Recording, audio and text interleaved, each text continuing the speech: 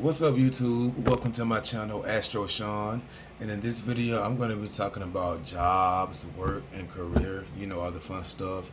And I was inspired to make this video due to the great resignation that's going on. So basically, here in America, a lot of millennials, people in general, but particularly the millennials, are quitting their jobs due to what I believe is basically a manifestation of the current transit of Uranus and Taurus, which causes people to revisualize and causes a radical change in the way we view money and the way we view earning money and what we place value on. And a lot of people are realizing that the traditional 9 to 5, going to college, working a 9 to 5, isn't what they want, isn't something that they feel is conducive to their growth in this lifetime. Basically, with Uranus and Taurus, he's turning tradition on his head. So I wanted to come out with this video because I wanted to look at our work and our career through the lens of astrology, specifically with the sixth house, because the sixth house is the house that deals with our daily bread, our daily routine, our co-workers, our everyday life, our skill set, basically. And it also has other significations, but um, I want to speak primarily on the sixth house, and I'll also be mentioning briefly the second house and the 10th house because those are earth houses as well, and so those definitely deal with our material side of life. And you know, a lot of us spend a lot of time doing work that we don't like, work that makes us unhappy, and unsurprisingly, the sixth house also represents subordination and being beneath someone's feet, misery, being unhappy, and bad luck. It can also represent.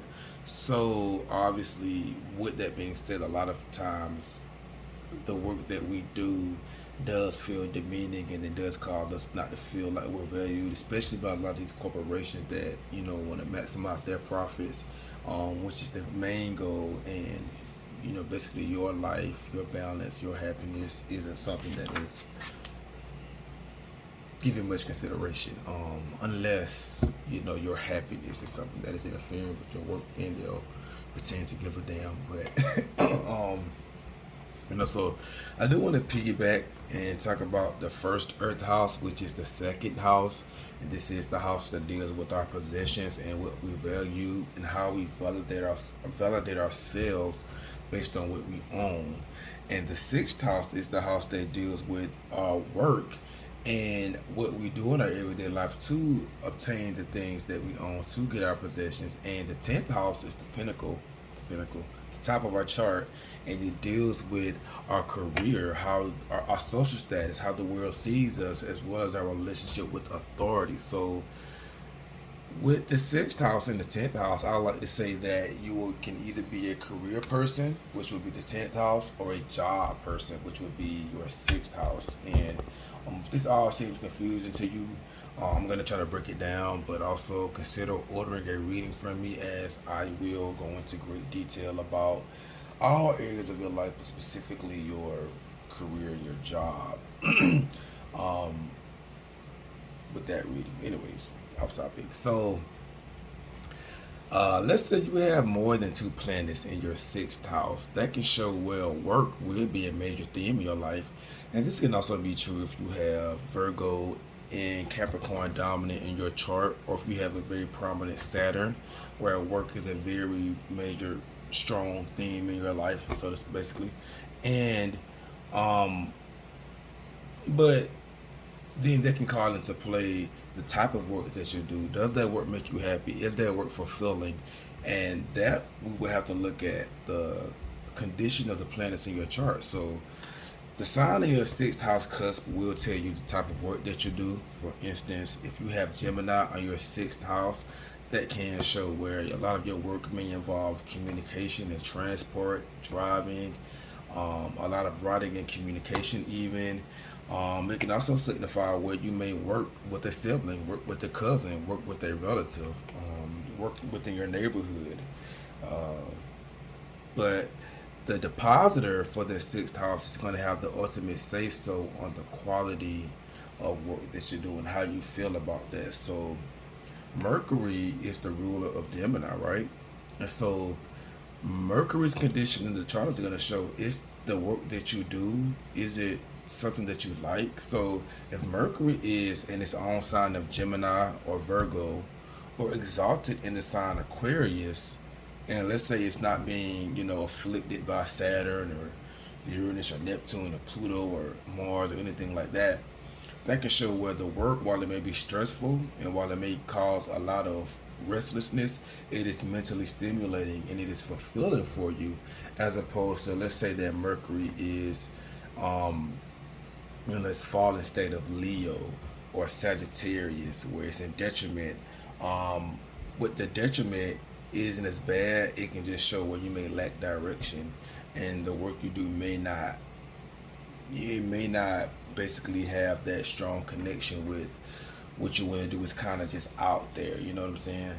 Versus, let's say it's in Leo, that can show where you may have a lot of mental um, hangups when it comes to your ego, your self-expression, your arrogance, that may prevent you from actually doing work that makes you happy, or the work that you do, you may feel like it is not um, worthy of what you should be doing, especially if that Mercury is configured with a malefic in your chart, such as a Mars or a Saturn, and in some cases Pluto and Uranus.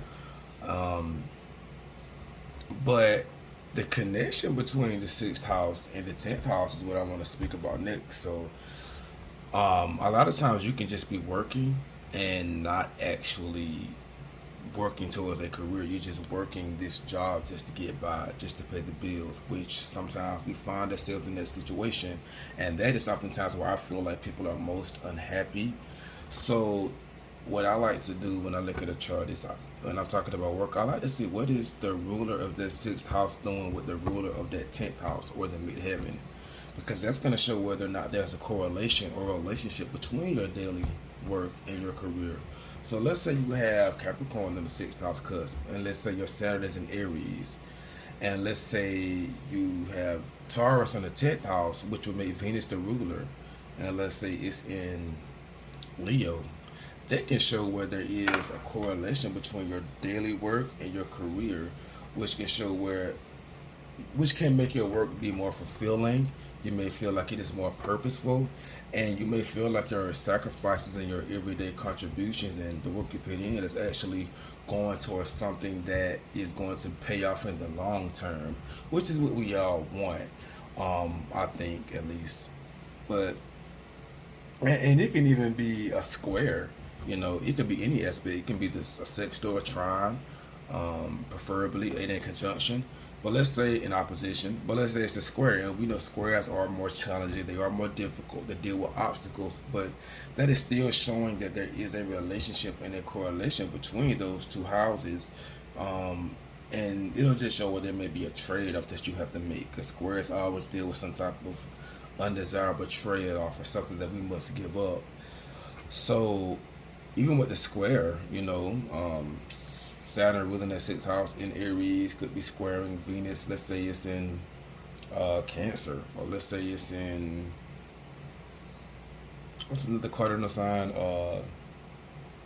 I'm drawing a blank here, but it can be squaring Cancer, or it can be squaring Capricorn. There we go. That can show where there is some conflict there. The planets are communicating, but it's like this, not like this. See, this is the sextile or the trine.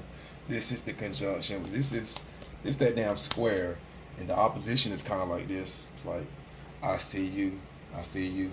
They're still communicating. So that is again showing there's a relationship between those planets.